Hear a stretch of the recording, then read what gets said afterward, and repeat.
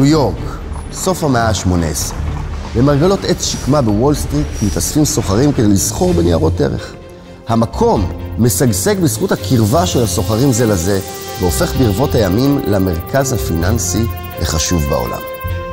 מפרץ סן פרנסיסקו שימש בעבר לפרויקטים של הצי האמריקני ונאס"א. סביבם התרכזו חברות שסיפקו שירותים לאותם ארגונים ממשלתיים.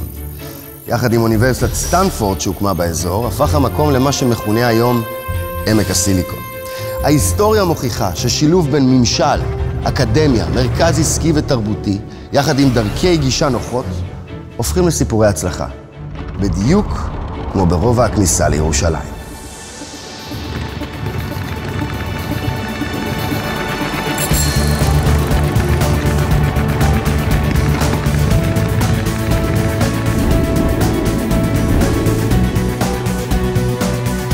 מיליון ורבע מטרים רבועים של הזדמנויות, 60,000 מקומות עבודה, 20 מגדלי עסקים, מסחר, מלונאות ומגורים, אקדמיה, חברות הייטק, ביוטק וסטארט-אפים, לצד קריית ממשלה, היכלי המשפט והפרקליטות, כולם במרחב עירוני, פעיל ומחובר.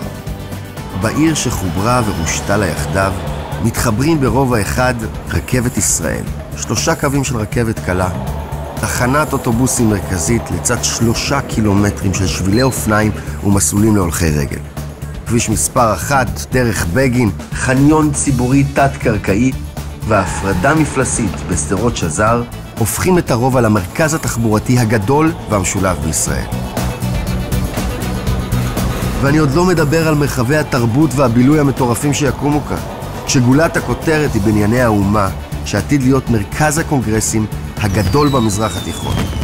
הרובע הוא הרובע הראשון בישראל שקיבל את תקן ליד היוקרתי לבנייה ירוקה, ונהנה מהטבות ממשלתיות מרחיקות לכת.